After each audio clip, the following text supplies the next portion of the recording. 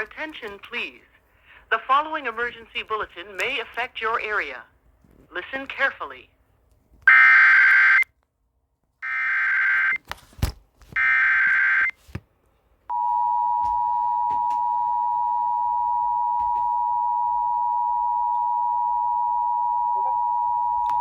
County in Hawaii until 1:15 p.m. At 12:40 p.m., a severe thunderstorm was located over Koko Crater, moving northeast at 35 miles per hour toward Makapuu. Hazard, 60 miles per hour wind gusts.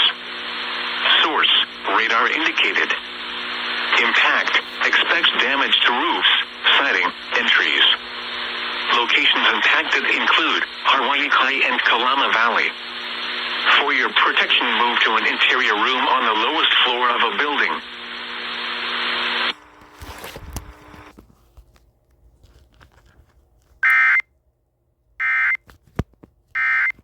This emergency warning message has been broadcast for your safety. If your area is affected, take all necessary precautions and listen to any local radio, television, or cable outlet for further updates.